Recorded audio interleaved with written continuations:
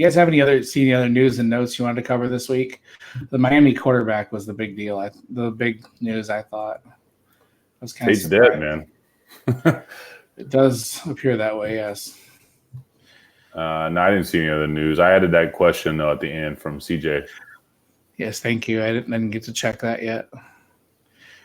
So, alrighty. Let me have some more of this extremely strong drink I made. I'm going to be on my ass by the end of this show. All right, guys. Everybody, welcome in. This is Devy Happy Hour, episode 26. This is your source of knowledge for Devy football as it pertains to college football landscape. And let me introduce my co-host this week. This week we got normal co-host, Mr. Matt Griffith. Matt, how you doing, man? I'm doing great, sir. Glad to be on with you fellas. Another weekend, another week of evaluating guys and watching our guys. And, man, we'll get to some of the highlights later on, but happy to be on. Right. And Mr. Ray Garvin, he's back with a brand new baby in tow. How you doing, Ray? I was about to get Wally pipped.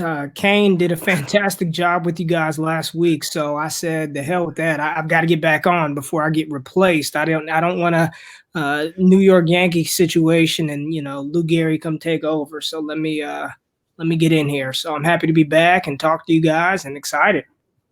Right. And is the baby named Jalen Rager, Jake Smith, Garvin? That's the baby's name, right? Jalen. It's Jalen. Chuba, Jake, GQ Garvin. You couldn't have got a Dwight and Commissioner Griffin there somewhere? Come on, man. Wife would just be like, no, get out of here. I mean, so, all right, guys, got a little bit of news this week. Last week in the Miami game, I don't know how to pronounce this guy's first name. You're probably better with this than I am, Matt, but I would say Nkosi, I would guess. Perry took over for Jaron Williams, and he's announced the starter this week. Now, no Tate Martell, which kind of surprised me. But although Perry did amazing last week, he threw for 400 yards and 4 touchdowns against West Virginia, still kind of surprising. So do you guys think Tate Martell is dead, or do you think he's going to transfer? What do you think's up with him? Matt?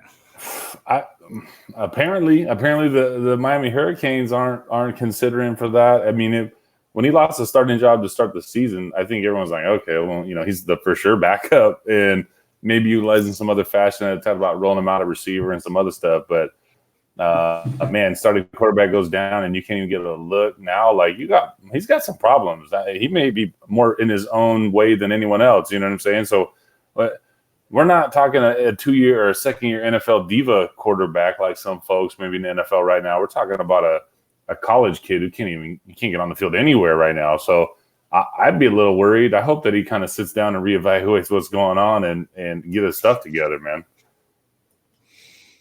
Right. What about you, Ray? You think he's dead, man? Yeah, I think this is pretty much it. At least for, major Power 5 schools. Maybe he gets a shot at an FCS school, maybe a smaller Division I school, but I think the reality is he's just not that good of a quarterback. I mean, if he were as talented or as good playing quarterback as maybe he thought of himself, he would be starting somewhere, or at least would have stayed and competed for a job. I just think the reality is he isn't that good of a quarterback, and I can't see him resurfacing at a Power 5 school, anytime soon. Maybe a FCS school or a smaller Division I school. Maybe that might be his best route to put something on tape, and we could see what happens from there. Right. Yeah, it is curious, though. He was very highly regarded, but just – I don't know. I hate to say it, but you kind of look at him and you hear him talk and you see he's just got a nasty little swagger, kind of like what Matt said, sort of like somebody who we were going to have a special guest on tonight, and I would have loved to have tossed that at him. But yeah, so yeah, he definitely has a little bit of a swagger, and you kind of want to see him earn that, I don't know. He seemed kind of arrogant when the couple times I've seen him interviewed and stuff like that. And I don't like seeing that when you haven't won anything, other than at high school and stuff like that. So, yeah, who knows? Maybe he'll get another shot. Maybe he'll just stick it out at Miami. Who knows? Maybe he realizes he's in a pretty decent situation. He just may have to work to get it. So, all right, week 5, guys. It was a kind of a crazy week. One of my biggest takeaways of the week is I mean, J.K. Dobbins really showed me a lot last week against that amazing Michigan State defense.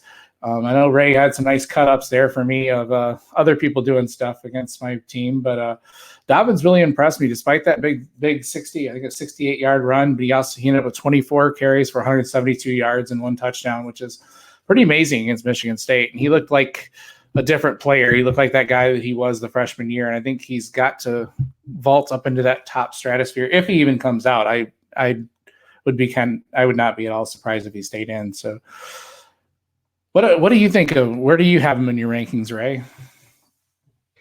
Yeah, he's a major riser for me, and I don't know who tweeted it out. It was last week, and somebody said that it was good to see him healthy again, and I didn't know what was going on with him in 2018. I don't know if he wasn't, all the way healthy. I know he was splitting a lot of time with Mike Weber, but I came into this 2019 season I wasn't low on J.K. Dobbins, but I wasn't particularly high on him as well. I had him clearly a tier 2 ranked running back. He was behind quite a few people, and I've watched almost every carry of his this season, and he looks explosive. Lateral agility is there, powerful. He's caught over 50 passes in his collegiate career so far, so he's got that 3-down back capability. I've moved him up to running back 6, Devy running back 6 over on DLF. He's in my tier 1 running back group right behind Travis Etienne. He really, really has impressed me this year. And it's not just the long breakaway runs. It's everything that his game sort of encompasses. I think he's got the potential to be a really good NFL back. Right, he's got that power and that size to run between the tackles too. And you see that breakaway. I mean, it's not quite as impressive as Jonathan Taylor, but Matt, what's your impression, your takeaway at JK? I'm calling a timeout real fast. Can we not gloss over the fact that Ray just said that Etienne is his RB5? Did I hear that right? Who's 4? That's right. Who's 4? Right. 4. Hold on. Yeah. We got to get in this real fast derail. But who's 4? Chuba. Who's 3? Cam Akers. Whoa, here we go. See, this one's crazy, Akers. man. I like Dobbins a lot still. Not in here. Yeah. Man, X to the Z. It's going down. No, I like JK a lot, and I was able to buy him in a couple drafts. Specifically, I think it's a DHH Devy league that we're in, where I think I got him at 204 before the season started, which seemed like stealing. 204, 203, something like that. Extremely happy with that. Obviously, his stock has gone up. That was one of those buy low kind of situations that y'all know that I love, man. Give me some buy lows and let those things strike. But I haven't updated my rankings in a little bit in several weeks, and I'm just looking at him right now. Chuba is way too low. But in my last update, JK was my 10th overall player, and that's all Devy rankings. So I'm still high on him. Chuba has definitely jumped JK, for me. But I haven't reflected that recently. So, no, I think it's great, man. I love seeing that jump. And it's Cam Akers. I feel like he's just a forgotten guy, and it's so good to see his stock rising again, too, man. If you need running backs, 2020 is the class to get them. So I hope y'all have been paying attention. Right. I like it. Like it.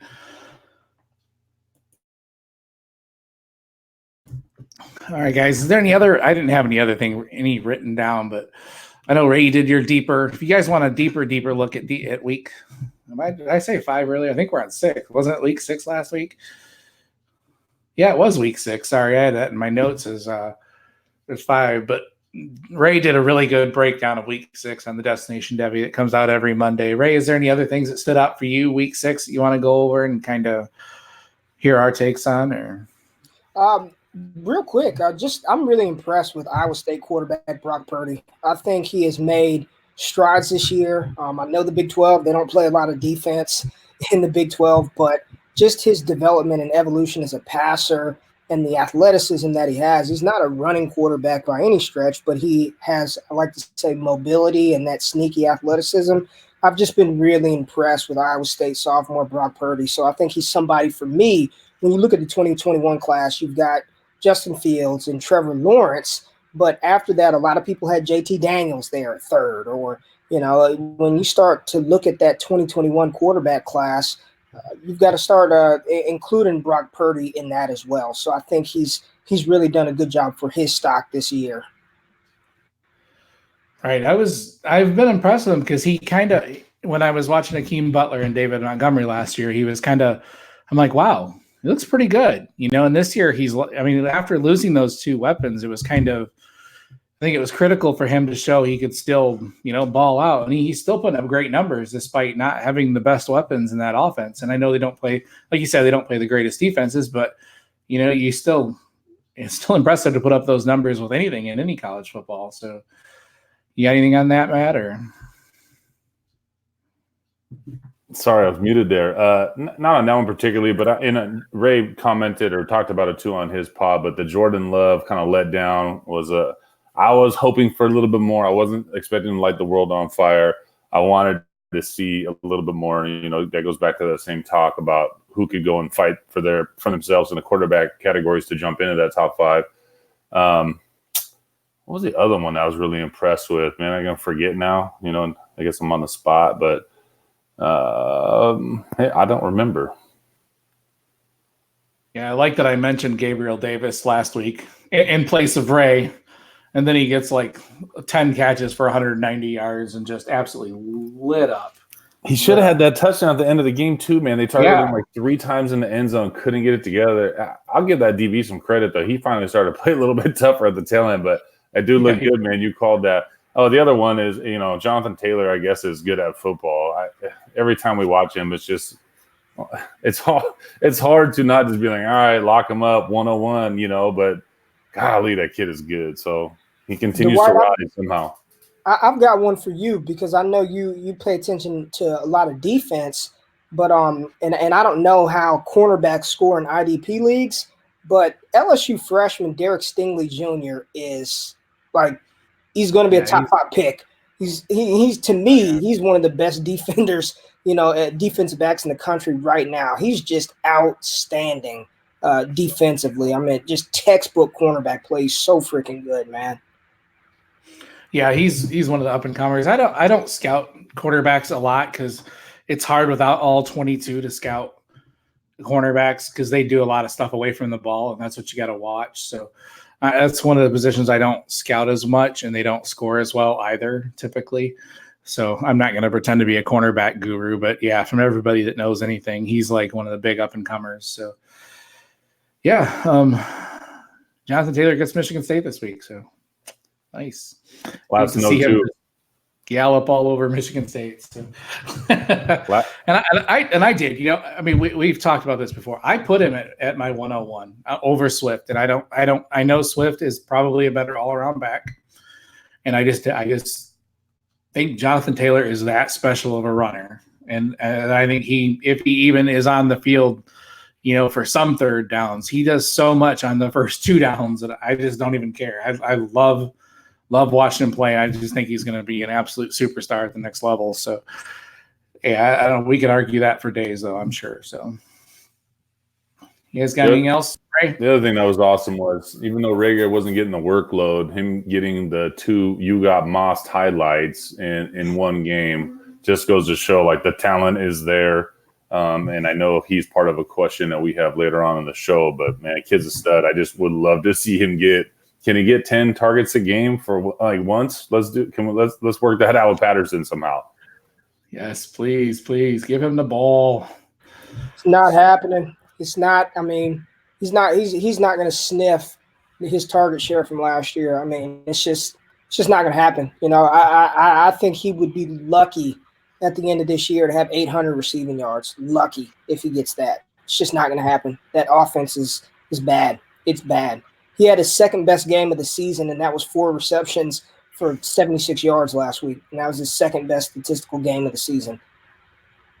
Yeah, that's just nuts, man. It's frustrating, but we've talked about it before. It gives you a chance to buy low if somebody's just watching the stats and not watching the stat or the actual talent. So, all right, we're going to move to our game of the week. This is like a no-brainer. I mean, just an absolute no. This is one of those games that you circle every year on the calendar. This is Red River Shootout. Number 6, Oklahoma travels to number 11, Texas. Ray, what are you looking for on the Texas side of the ball other than Jake Smith? Well, let's start with Devin Duvernay. I think he's one of the best senior wide receivers in this 2020 class. Really has made his ascension this year, sort of out of nowhere, out of necessity. Colin Johnson's been hurt early. Got Jake Smith is a young freshman out there, and there's a lot of unproven talent. And with the loss of Lil Jordan Humphrey, it's sort of been wheels up for Devin Duvernay. So on that Texas side of the ball, he's one of the nation's leading receivers in receptions. He's been reported to have sub 4.4 speed. He's 5'11", 210 pounds. So he's sort of that. I mean, if you're looking for a slot receiver at the next level, gosh, I mean, he's a guy that you want to have. He's physical.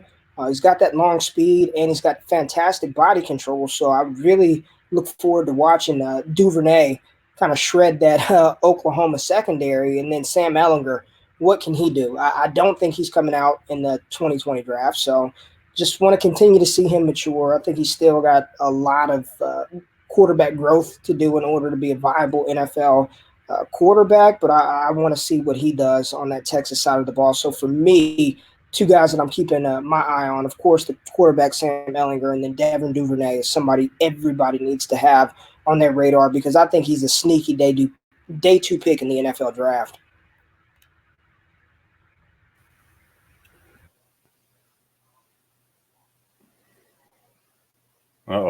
Flip for the other side of the ball for me, man. Getting on the Oklahoma side, is there anyone easier to root for than Jalen Hurts, man? So I love that there's a quote from him the other day saying, "Are you nervous about the Red River Shootout?" And he goes, "Man, I played in the Iron Bowl. What I got to worry about this Red River Shootout for?" Swag.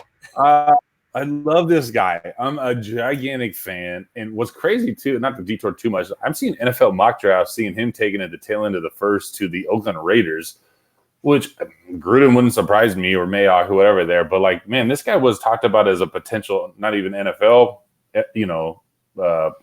possibility less than a year ago, I felt like. And now his values just shot up. But he's just so easy to root for. He's so fun to watch. He's such a good, nice guy, like legit, dude. But the other one too, man, we're just talking about these running backs to start this thing off. Trey Sermon, talk about forgotten about running backs, right? Like, he's still good at football. He still has all the intangibles. And he's just not as good as like 7 other guys in this class or 8 other guys. So this is nuts to me that we're talking about guys this late. But CD, all these guys on offense, man, none of them are getting like a ton of work, but all of them look really good when they're out there. It could be Hazelwood. It could be whoever. The receiving core is just so nasty. I feel like Calcaterra has definitely benefited the least, but some of these receivers are just making the most of it, and it's just nuts that they have so many top end wide receivers on this offense. So this will be a good game. I'm excited for this one. Right. One I wanted to point out, I noticed this kid in the LSU game, number 2 for Texas, Roschon Johnson. I was super, super impressed. Every time he got the ball against LSU, I was like, whoa, who's this guy? And then last week he ended up taking more or less the starting role, with 21 carries for about 100, $125. I don't know, my computer is freaking out right now. So I was trying to pull up his stats, but I was really, really impressed with the kid, and he's kind of taken a step out. I know they're really looking. I know you guys that Ray, you like Keontae Ingram quite a bit, but Roschon has looked really damn good whenever he's had the shot. So I don't know if he's going to take that backfield and run with it. So I'm curious to see what he does in this game as well. So. What's interesting about Roschon, if you watched the Texas game last week versus West Virginia, the announcers kept saying he's going to be the quarterback once Sam Ehlinger leaves. Like, he's only doing it out of necessity right now. I don't know what's going to happen with him. Jordan Whittington is still coming back from his injury, so I don't know if this is a permanent move for him. But he did look good running the ball. So he's got that size, and you just don't know what's going to happen with that. But they kept saying that he's going to be the quarterback once Ehlinger leaves, so it'll be interesting to see what happens.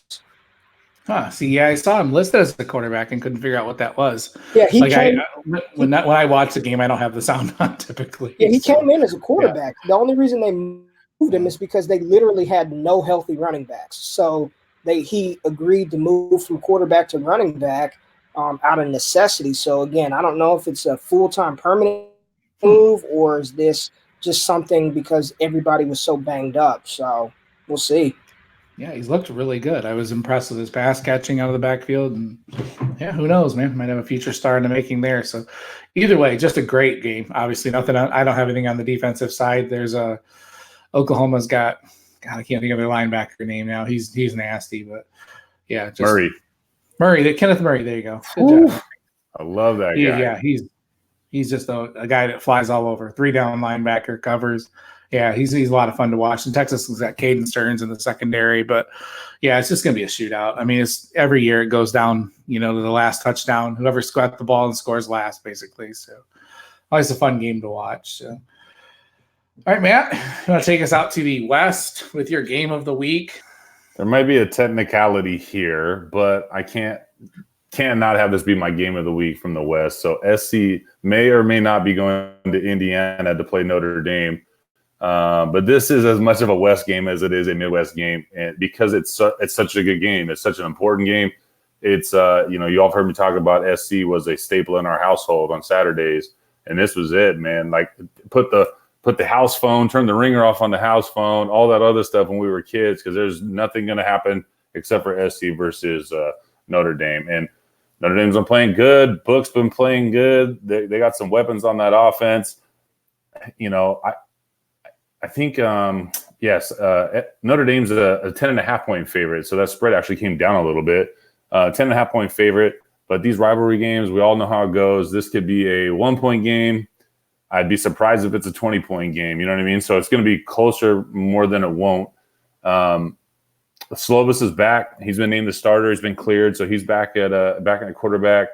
It's just a good game, man. It's a fun football. I love the rivalries, the Red River shootouts, like, way up there. But SC Notre Dame for me, and I'm just going to say this one's a 4:30 p.m. PS Pacific Standard Time on NBC. So that's where I'll be at that time. You guys know where I'm going to be watching that game. Obviously, Claypool has been somebody that's been really impressive. He's just like, it feels like a athletic tight end more than a receiver. Michael Pittman's been playing all right. My boy Malapai, he's still doing his thing. But let's see what Slovis does. His first game back from being injured. I was kind of surprised that they were going to throw him back in right away. I thought maybe they'd give the other kid another shot, but I'm excited for this game. There is a lot of Devy stars here. It's the football game, though. It's the tradition. It's the rivalry. It's everything that comes with that makes this more than exciting for me. So that's where I'll be Saturday afternoon for sure.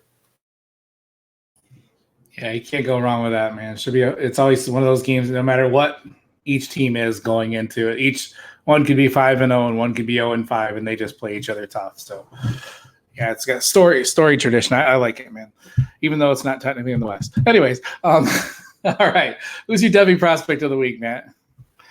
So my Devy prospect, and I was trying to think if we had talked about him yet or not as my prospect of the week, and I don't think I did, but this actually is going to kind of go with what Ray was talking about on the DDP the other day about receiving backs being a check down or a safety net versus receiving backs who are utilized as an actual weapon in the offense and as part of the game plan.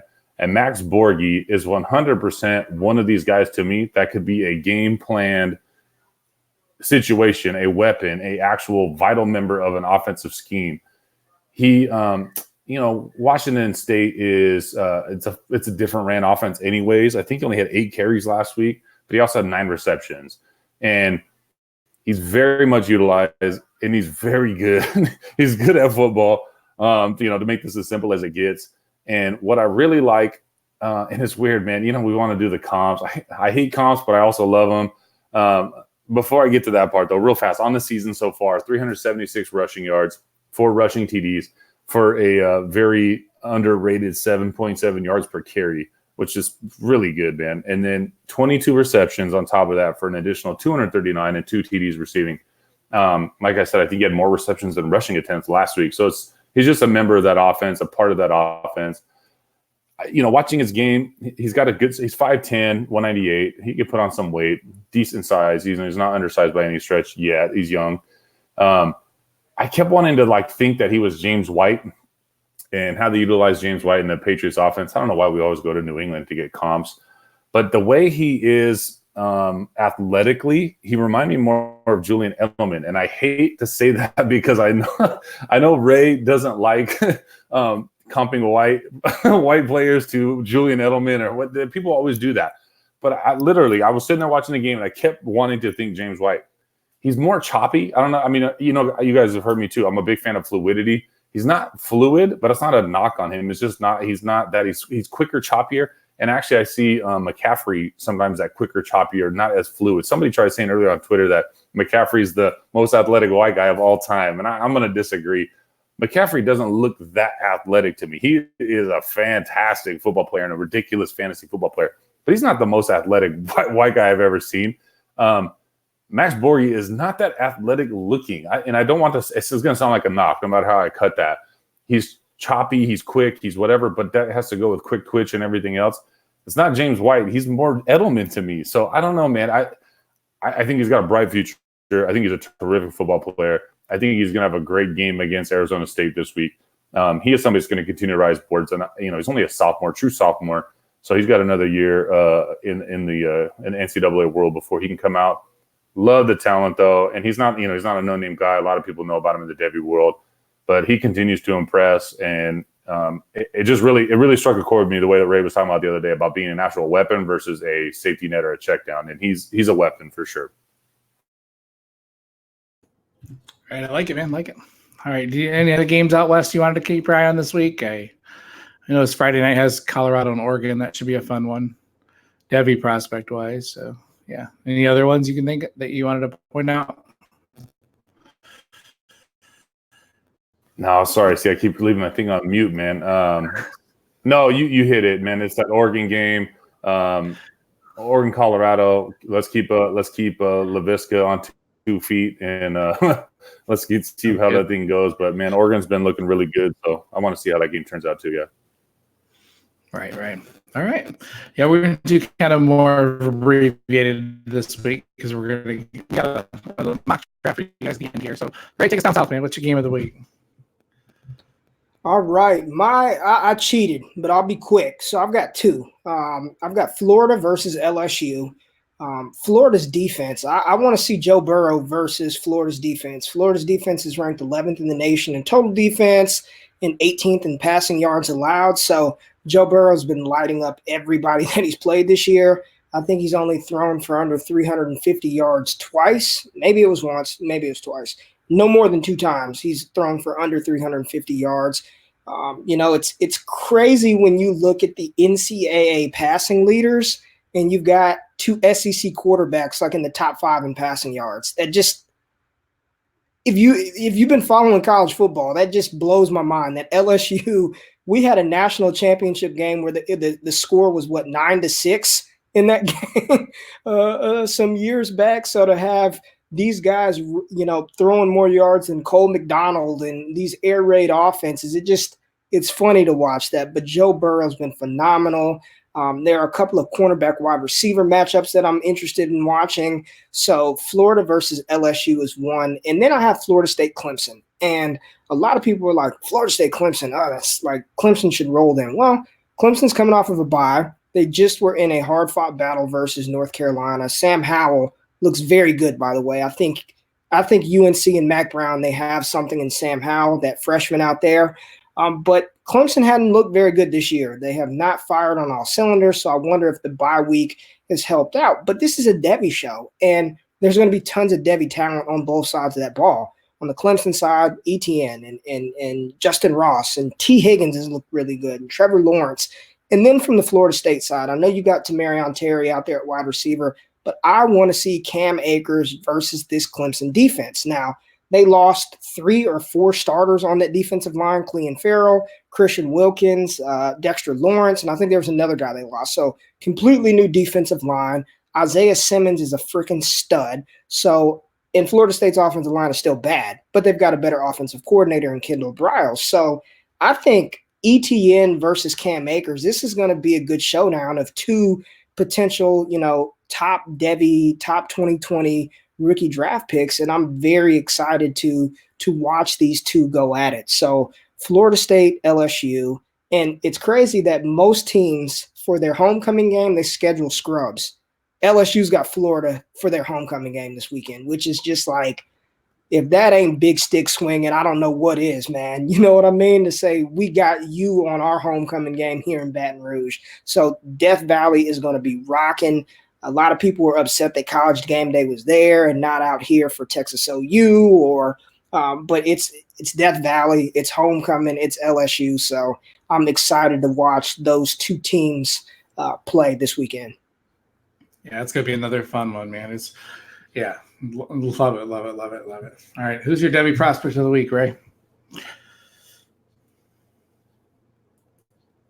All right, my Devy prospect of the week is LSU wide receiver Jamar Chase. And I think this kid is screaming up the 2021 draft boards as far as, wide receiver prospects. So we talk about 2020 all the time, and Jerry Jeudy and Laviska Shenault and T. Higgins and all these other players.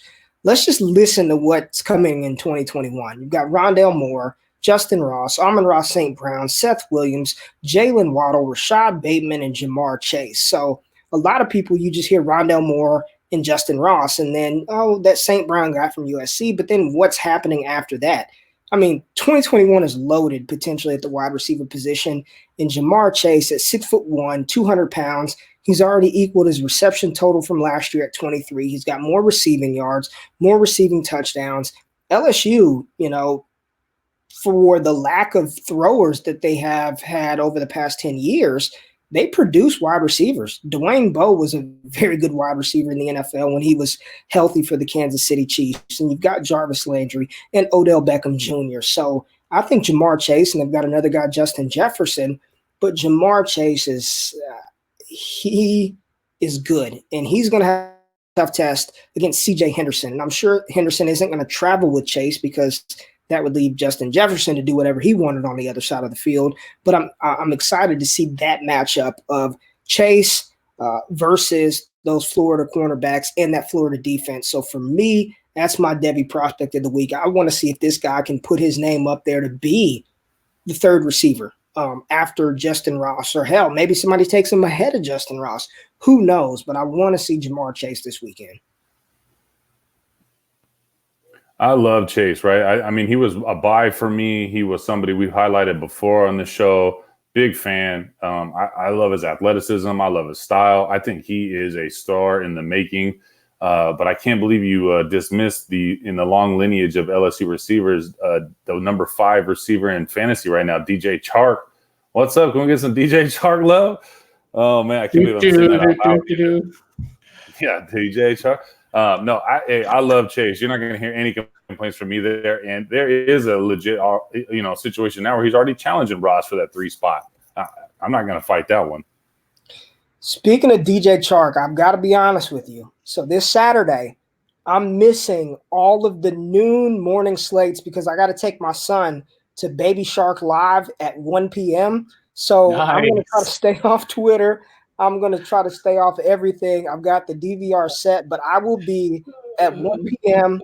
Baby Shark Live in Frisco, Texas. Just throwing that out there. The things we do for our kids, man.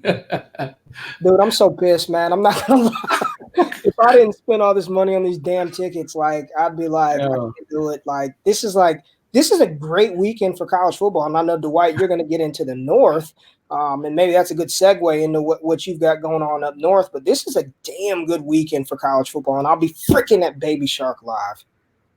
It's all right. You'll be on your phone in the back with a bunch of the other dads just watching football on your phones. Yeah, you just got to plan it out that each dad has a different game going, so you guys can kind of go back and forth. So yeah. So all right, Dwight, what's the North, man? What's the game of the week? I'm going off. Neither of these teams are ranked, but I don't even care. I like the Devy prospects in this one. I'm going to go Nebraska at Minnesota. This isn't as sexy as you guys got these games with all these huge, top 10 rankings and stuff like that. But I really like this game. I like that this game has a lot of implications in the Big Ten West title. Nebraska has 1 loss in the Big Ten already. Minnesota's at 4-0. We talked about them a lot last week with Kane. I mean, almost half the show is Minnesota, but this is a huge matchup for both teams. in that race. And I love, Wandale Robinson, Adrian Martinez, Maurice Washington, Tyler Johnson, Rashad Bateman, Rodney Smith has been balling for Minnesota.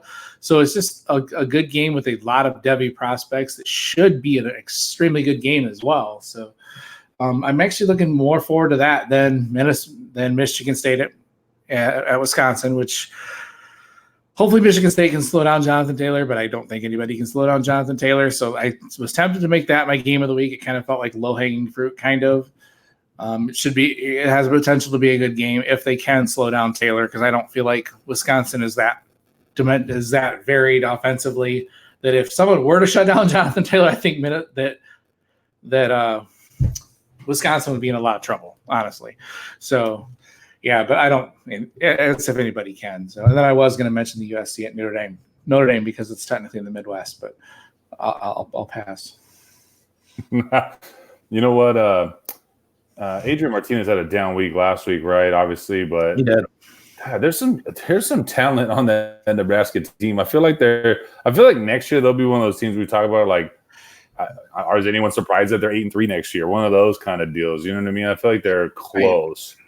He's frustrating because I feel like he's not. I'm not going to sit here and say Adrian Martinez will ever be, because I don't think he ever will be a good NFL quarterback. He's a fun college quarterback.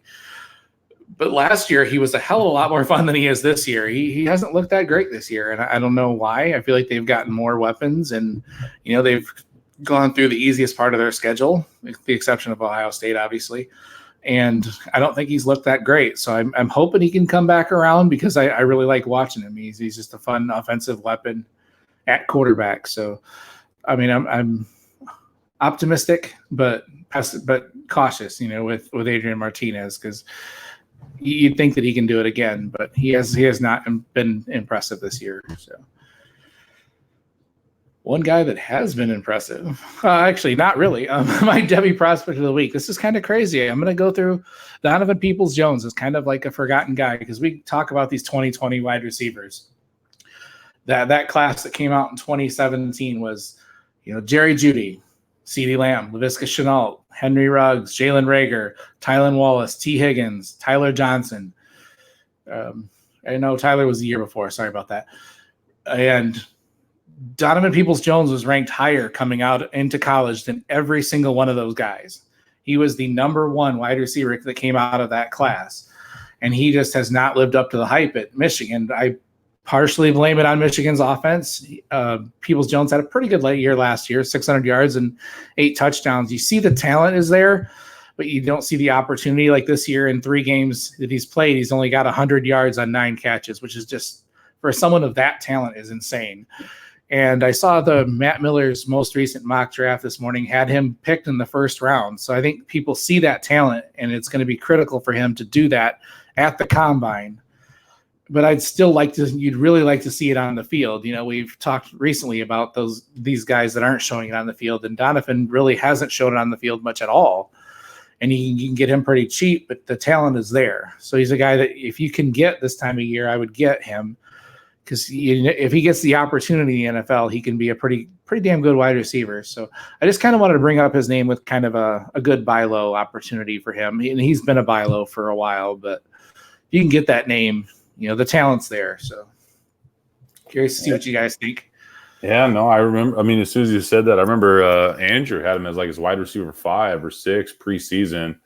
And I haven't seen his rankings lately, but to hear Matt Miller still got him in the first, I'm actually surprised to hear that. To a certain extent, I guess, weirder stuff has happened, but, he is a name, he is a talent, and he's not being used, just like we were just talking about Jalen Reagor.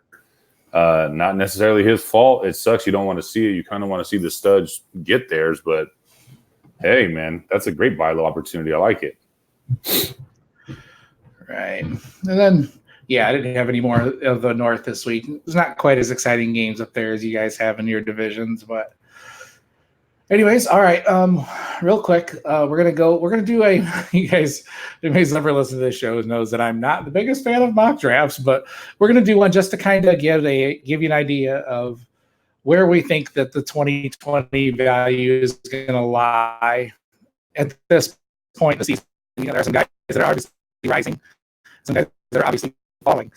So we just want to kind of give you guys an idea of how we think the other rookie drafts are going to go in 2020 at this point, if like a season were to end today. And yeah, obviously not landing spot is not something we're taking into consideration. These are just guys that we're buying just solely on their talent. So we're doing a 2020 mock draft. Hey, which one of you guys wants to go first, man? Anybody? Bueller? I think, Dwight, you go first, man. You're going to do that. You're going to take the first one. All right, I'll do that. All right. I agree. Yep. Go left to right. How about that? Give GQ 3. Everybody knows what we're doing. Okay. All right. Slide to the left. Right. All right. First up, I got to go with Jerry Jeudy, guys. I think he's the closest thing to a sure lock in this class.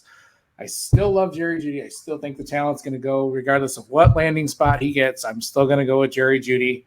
I think the wide receiver is one of the more things that doesn't matter what team, what scheme, he's going to be a damn good wide receiver. And I think he's probably one of the safest picks in this draft, and I will take him at 101.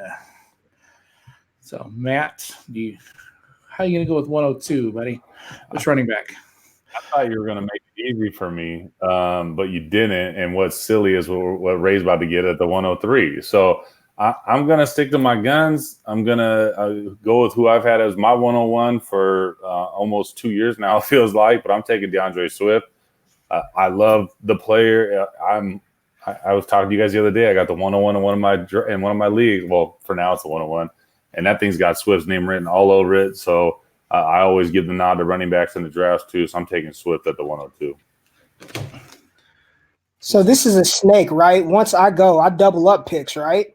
Sure. We're just all right. Seat of our pants here. This isn't fair now. Now, and let me tell you something. I know Matt just said like it's not fair what I get at the 103. But I'm actually disappointed. Like, I really wanted you to take who I'm going to take because I do believe, and I talked about this on the DDP, I think DeAndre Swift can be deployed as a weapon in the receiving game immediately. I don't think that can be Jonathan Taylor right away. I think Jonathan Taylor is a superior runner, but I think that the way the NFL game is played, when you look at what players like Christian McCaffrey just did, and I know, you don't want to compare to the outlier, but is he really an outlier? A lot of people question, could he handle the workload that he handles at his size? He's only, 205 pounds, 5'10", 5'11". So I think players like DeAndre Swift, those 3-down threats, true 3-down threats, those are invaluable in today's NFL. So at the 103, I am going to select Jonathan Taylor, who I do believe is the most pure runner in this class. And the process behind it is he's not going to go – I don't believe he's going to go top 10, maybe top 15, but more than likely he'll go in the 20s. Probably be the first or second running back taken in the draft. He's going to land on a decent squad. And I think for the next, let's just say it for his first rookie contract, I know people are fearful of his carries. He's going to be a low-end wide running back 1, RB2 for the next, high-end RB2 for the next 5 years at least. And after that, if you tell me that from years 6 through 9 of Jonathan Taylor, I'm getting a RB2 out of that, I'm just fine with that. 4 or 5 years of elite production. And then, towards the tail end of his career, I've got a running back 2 on my hands. Sign me up all day. So I'm going to go Jonathan Taylor, and then I'm going to double back with wide receiver CeeDee Lamb out of Oklahoma. I think that I don't like comping, like Matt said, but he reminds me of a Davante Adams type. It may take him, a year to really acclimate, but at his size, his production, his body control, what I really like about CeeDee Lamb that people don't know is he offers that punt return ability. He is a punt returner for Oklahoma, and he's better than Dede Westbrook. And Dede Westbrook's found success in Jacksonville.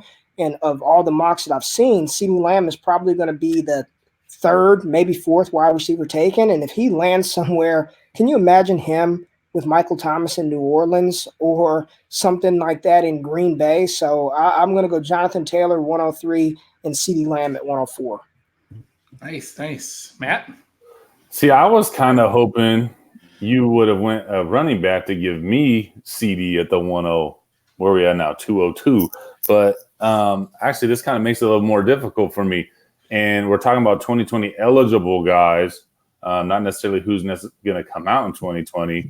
So I'm going to take the person that I was low on, who I didn't give enough credit to, who I cannot let get back to Ray, and that would be Chuba Hubbard, running back, Oklahoma State. Over ETN? I'm gonna do it. I'm gonna pull that right now, and I'm gonna give Dwight Etienne, I think, right here with his 2 at the turn. I can't deny what I see when I watch that guy now, and I didn't give him enough look, and I think he can and will be utilized more in a pass game. We're talking NFL projection wise.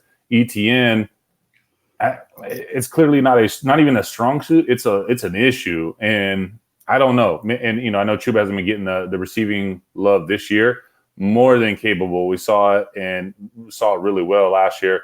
So I'm kind of going to go a little bit off there, but I'm going to take Chuba at the 202. Nice. Or wherever we are now. I'm calling it the 10.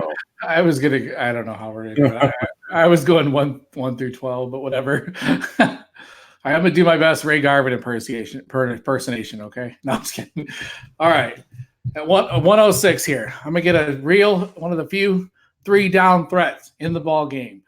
Watch my DDP videos. Cam Akers, baby. That's my Ray Garvin impersonation. I don't know. It's not very good, but that's all I got. I'm gonna go Cam Akers. I really do like more of what I've seen, and the raw talent is just there. I think he's another one of those, like you said, he is a true 3-down threat that can catch the ball. It's just so good out of the backfield. And you guys are giving me the chance to follow him up with my boy ETN, and I will take Akers at 6, and then follow it up with Travis Etienne at 7. Just because I still have this just undeniable love for Travis Etienne, despite the fact that he's scared of catching the ball. But I know that if he ever does become unafraid of that, he is so dangerous. And I just think he's just so damn electric. Like, he's one of those guys that's just so much fun to watch. I want to see him on the NFL field, in the NFL schemes with, when he doesn't supposedly have these big, huge gaping holes, because I think it's there. When I see it on college tape, you see him finding the holes and just hitting him so quickly. And I just love his explosion, his burst, his speed. He's just a fun guy to watch. So give me Akers and ETN to follow up with Judy, and you guys have already lost. So I'm gonna bow out for the rest of it. So right here, I'm just throwing this in for me personally. There's a tier break for me. And if you're talking 2020, right? And a lot of people, I think it's become so cliche to just say 2020 is loaded, but you still need to know where the tiers are first. So for me, this is my tier break in 2020. I think there are still a ton of talented players left. And I know my boy Jalen Reagor hadn't made the cut yet, but for me right here at that 107 mark, this is where I start thinking, okay, would I trade a 108, a 109 for a proven NFL player in a 2021 first? So just for me, this is a tier break for me. Right. I think there's maybe a guy or two that could possibly sneak into this tier, and we'll probably get to them. So, Matt, who's your 108? Oh, and with that too, it's not a lock that Chuba comes out this year, right? So he may not be in this tier. But keeping with the theme and going Team RB, I'm going to take J.K. Dobbins here. Like I said, that's the nod. We all want the stud receivers that last a lot longer in the NFL, but give me this cat who, I have 10th overall, but I will give him. I'll give him the nod over the receivers in that light category. So I'm taking Dobbins there. You are setting up Ray really pretty here, man. Oh man, I'm locked and loaded. I'm about to post. Give it to you. I'm going to post my 109 right here. And I'm going to take TCU wide receiver Jalen Reagor at 109. His speed, his dynamic playmaking ability, 5'11", 195 pounds, 4'3", 40 guy. I'd be thrilled to grab Jalen Reagor at the 109. And then I'm going to pair him with future. We all know that the Oakland Raiders or the Las Vegas Raiders are going to draft this guy. But give me Tyreek Hill 2.0. Give me the man who's going to break John Ross's 40-yard dash record, who's going to break player profiler, Henry Ruggs III. Give him to me, baby. I wish this was for real. I saw that coming from a mile away, baby. So here's where I get in my own way. I thought for sure in taking the running back there that Ray would go Jalen And I don't know who else there, but I was hoping he wouldn't go back-to-back receivers. And so I got my own way there, thinking I was knowing who I was drafting with, right? Know your league mates. I thought for sure I was going to get Ruggs on the comeback and laugh getting him in the 4th round. But you definitely ruined my parade there. You don't know Ray then, man. Come on, man. Oh, man. Okay, so 111. This is like good buy. See, this is where I feel like you're getting good value again. We are in that next tier for sure, but you're getting guys who have extremely high upside, who are extremely good football players, and where you're getting them feels great. You know what I mean? You don't feel like you're overpaying. You feel like you're getting good value where you're at. I'm going to take. This is a toss up right now. I'm gonna take Visca, man. Give me Laviska Shenault. I want that guy who I think could be a difference maker in the right situation, given the right usage, given some production, and staying healthy. That's the other thing. But give me Laviska Shenault to go with my 3 stud running backs. Yeah, I'll trade you the 112 and the 201 for that. Okay. No. Deal. I'll take that. I like it. So, all right, if you're going to do that, then I'm going to go with Tylan Wallace from Oklahoma State at 112. Give me another guy who's got that speed, that alpha dog is the up and get it, get downfield, get the ball. Give me Tylan Wallace, baby. And then man, you guys are killing me. This draft, man, I love. Is this season over yet, guys? Like, God. Sorry. There's a lot to be played. I go a couple directions here. There's still some nasty receivers on the board. I'm gonna go. Yeah, I want another running back. I'm going to get Najee Harris here. I like 201. I'm going to take Najee Harris. I just think he's another guy that can do it all. The 3 down. I like his toughness. I like he's not asked to do a whole lot there at Alabama, so he doesn't have the tread on the tires, that some of these other backs do. But I think he's another guy that just does everything well, and it's just very underrated. Like Ray's broke down his tape a couple times on his videos that he does and stuff, and you see a lot of stuff that's just traits that you don't get to see. I wish they would use him more. Maybe you don't want him to, so he kind of sneaks in, so you can get him at the 201. So yeah, I really like Najee Harris. It gives me a nice I'm hoping Matt doesn't take my guy. I'm so hoping. So this is where, I made the mistake in the first go around, and I thought I was going to get Ruggs back to me, and I probably wouldn't see how many 3-team leagues are you guys in, because this draft is already so nasty.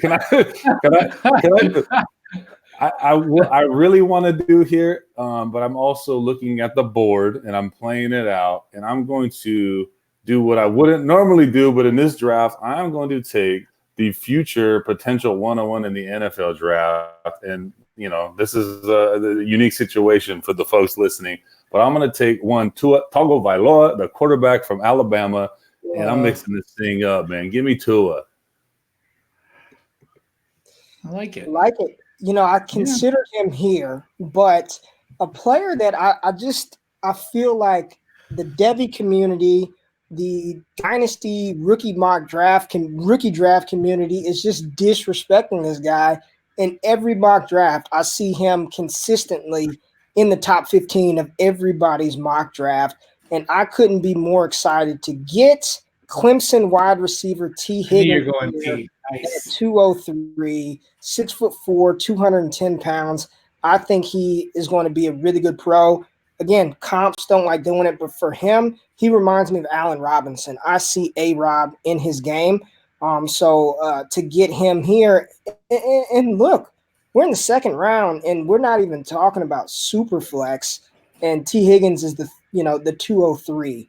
So I couldn't be more thrilled to get that guy right there. And now it's starting to get a little. I really need to go running back here, but I can't do it. And I'm going to play it safe. I want to get a floor guy who I think is going to be a very good wide receiver in the NFL. And I'm going back to the Crimson Tide well, and I'm taking Devonta Smith, wide receiver from Alabama. Ooh, I wasn't expecting that. Nice. A solid wide receiver in the NFL, probably never be a Pro Bowl type player, but I think he's a safe floor guy, and I feel really good getting Devonta Smith here in the second round. Yeah, I like it. Yeah, I gotta. Yeah, okay. Well, I'll ask you a question afterwards. Okay, I don't want to put too many names out there. All right, Matt. I like it. Well, what you just did for me and has really helped build my team out. So with my running back stable of Swift, Dobbins, and Chuba, I got Visca and Tua. I need what Kane liked to a Keenan Allen coming out, and I'm gonna take Tyler Johnson from Minnesota, and just to have a nasty receiving core to go with my backs and the quarterback. So give me Tyler Johnson, Minnesota. Who is I think could be a safe play at the next level, and who will probably be a better pro than he is college player. Right, I like it, man. That's kind of where I figured you were going next. That's kind of who I was thinking as well. I'm gonna go with that guy. Between two running backs here, I don't know which one. I could get them both, but I still like one of the couple of the wide receivers on the board. This draft, man, is so fun. Yeah, let's double up on wide receiver on running backs. I'll go ahead and take Eno and Keyshawn here. Two guys that have been underwhelming this year, but before the season, we're really super hyped up. Eno's just running behind a terrible offensive line.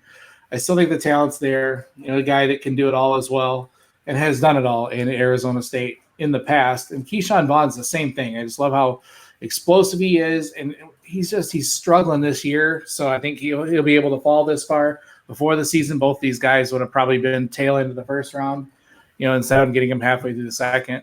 And I don't know if they'd have fallen any further than that. But both of these guys, are just ones you draft at this point on upside. If they land in the right situation, both of them could be, 3-down guys for NFL teams. And I'll take both of those guys here. Benjamin, and Keyshawn Vaughn. Love it.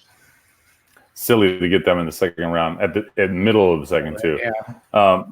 Speaking of upside, and I think this guy's been mentioned on almost every podcast that I've been on with Devy Happy Hour, and that is Brian Edwards, receiver from South Carolina.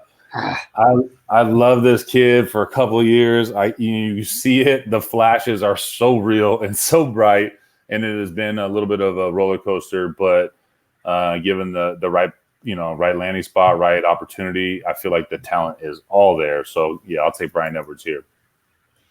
Nice. Like it. Ray, you're up for your last two, man. These are my last two picks. So they have to be tight ends. I've got to add I think we're only going 2 rounds, right? Yeah, 2 rounds. That's why you have to take a tight end. I've got to add another running back here. All right. And I think this is good value for this kid. I'm still trying to figure out what, he's going to be at the next level, but I like his size at 5'11", 212. So I'm going to take Mississippi State running back Kylan Hill right here. I think that's phenomenal value at 209. And then I'm going to get freaky, like Booger McFarland said on Monday Night Football, getting freaky with it. I want the upside. And right here at 210, I'm going to take a Konami code quarterback that I think can sneak into the first round in the NFL draft. And I'm going to take Oklahoma quarterback Jalen Hurts right here at 210 to round out my team. It may not be right away, but I think his ability, what he offers with his legs, as well as, that one read type quarterback, it's happening in the league. I think here at 210 with the players that are left on the board, I'm fine with taking Jalen Hurts here over Joe Burrow, over Justin Herbert. I want the upside of Hurts, and I like this kid's makeup. I love it. I'm a fan, so I'm not mad at that at all. You did, however, leave me with the one that we talked about to start this show, and I'm still going to put some chips on Trey Sermon, and I'm going to put him on my team here at the tail end of the second round and feel pretty good about that. Obviously, we've had a little bit of a dip. There's some other high upside guys here. I think, running backs, their value, the way all that stuff works, give me another running back to finish off the second round. Man, I like it. A couple directions I want to go here. Let's see. I kind of want to take a tight end. No, I don't know. If you guys were to take a tight end here, where would you go? Albert O, Bryson Hopkins? What do you think? Hunter Bryant? I'm still either Alberto or Bryson over Hunter Right. for me. But man, tight ends are so weird. I'd go Alberto. I mean, Yeah. he's He's probably the safest. In the first. He's unexciting, but I'd take Alberto. Right. All right. I'll just Mr. Irrelevant in our draft. I'll take Antonio Gandy Golden from Liberty. I like it. We've talked about I it. had a feeling you'd go there. Yeah. I got to give him some love, man. I would be surprised if he fell this far. If he does what I think he's going to do, if he has a good, solid combine and keeps balling out like he's doing this year, I think he's going to the people are going to start getting him more on their radar. So just a really good, complete wide receiver. So hopefully it's a good landing spot. So, all right, guys. If anybody listened to all that, I'll put these on the. I'll sort them by team and put them on our site, and you guys can all vote for me or something. So yeah. I like it, guys. That's kind of fun, and we'll do that again. You know, we had intentions of bringing Andrew on. He was going to bring on tonight, but he had a family thing come up. So, we'll do that probably again at the end of the season. Just kind of give you an idea of what the 2020 draft is going to look like. It's beautiful. Like there's guys we left off the board that are just like, I'd be happy to get guys in the third round like Zach Moss and Alberto. Yeah, Alberto, Joe Burrow. There's guys. Calcaterra's coming out next year. There's several tight ends that could come out. It could be fun. So from this exercise, real quick, where did it get sort of? It's so deep, but where from here? And I understand in Superflex you'd have 5 or 6 quarterbacks that probably would have been lumped in here. But for me, that Tyler Johnson point for me is where I would have been like, if anybody wanted my 206, yeah. I'd trade it. You know what I mean? For me, that Tyler Johnson and Eno Benjamin range, that's where I'm like, all right, you can have 208, 207, 209. I'd be fine without Kylan Hill or Trey Sermon. I would not. I just think that goes to show, everyone's trading for 2023s and 4ths. It's still a crapshoot, man. It's all just a gamble, but that top 15, top 16 is where I'm or 17. That's kind of where I'm like, all right, I could do without. And there wasn't a whole lot of seniors in this group. Some of these cats may not declare. You know what I mean? So there's that. Yeah. We want to curse that or get that into existence or however that works for some folks. But I mean, that's a possibility, right? So that 15 may be more like 12 or 11. All said and done. But there will be somebody at the end of this thing, too, who blows up a combine, who shoots up the draft boards, who does whatever, and it'll make this thing 15 again because there's enough talent in here. You know what I'm saying? Like if Brian Edwards comes out and does whatever and he gets high draft capital in the NFL or more than what we were expecting, he could easily jump into that category. So there's a handful of guys. There was some big names, though, that we left off. And I just want to note that Dwight said that this mock draft was fun. The guy who is anti-mock draft. Yeah, man. So we got. He was up there smiling, and he's got his pencil out, dude. He was excited because I whooped you guys' ass. But anyways, let the people vote. Well, they will. Don't worry about it. All right, we got one listener question this week from Clubber Lang, CJ Lang. I'm gonna call him Clubber. Jalen Rager and not Equinemius. Why did I say that?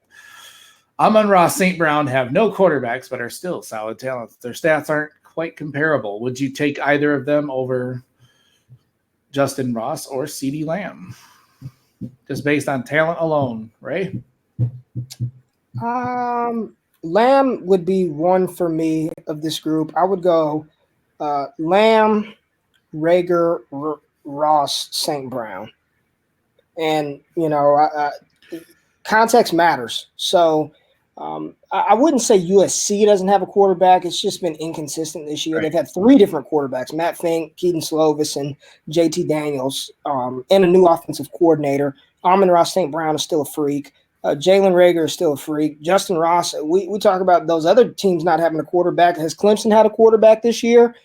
So, I mean, Justin Ross is sort of down. And shots fired. You're flipping. I know this is very, I don't want to call it the cop-out. A lot of the splitting hairs between these guys, it's going to be landing spot dependent for me. It's just going to be if Jalen Reagor, ends up with the New Orleans Saints and CeeDee Lamb, is stuck on the Cincinnati Bengals, I mean, landing spot is going. They're both first-round picks. I want to go with the guy in the better situation. So for me in this exercise, I'd go Lamb, Reagor, Ross, St. Brown, but they're all good. I'm not worried about any of their quarterback issues. 0%. Right. Man, when you just said Reagor in New Orleans, I just had this vision of touchdowns, like deep posts, all day. Like, hey, Breeze, can you play for about 4 more years, please? We talked. I want to say it was last week, the week before. Cannot make your evaluations off of box scores, off of stat sheets. You gotta watch it, and I think the sequence there, the order that Ray said, I'm on board there. So Lamb's 1 for me. I'm still taking Reagor with the down in production. I'm taking Ross 3, and who's the last one there? Amon-Ra St. Brown.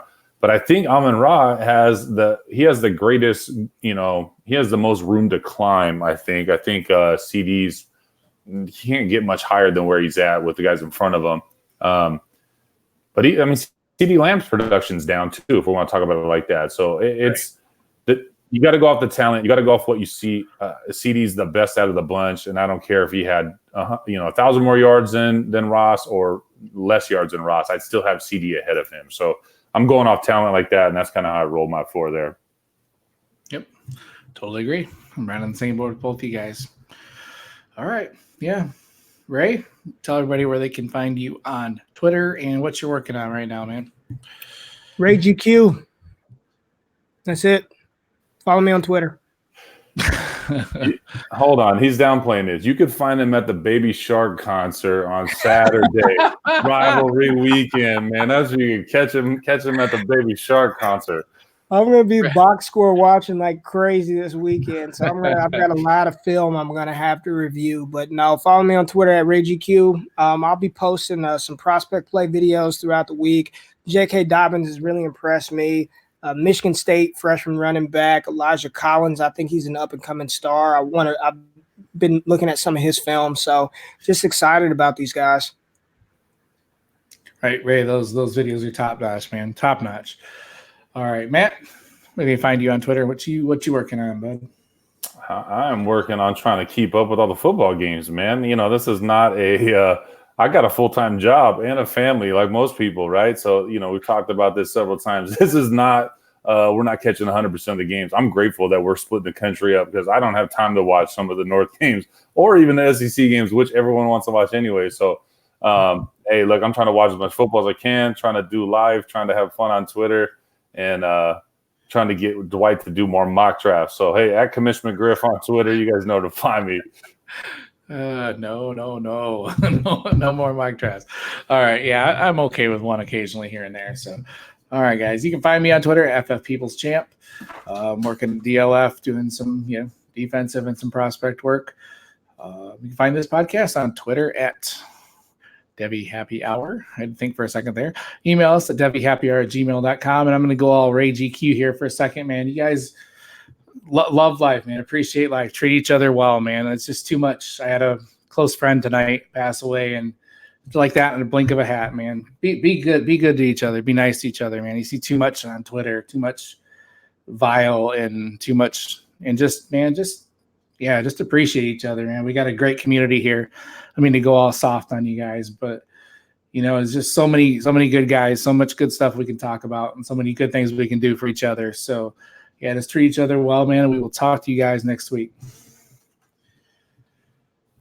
Sorry about that. That was a good ending, man. Well done. Cried, dude. Yeah, that was awesome. That was a fun show, fellas.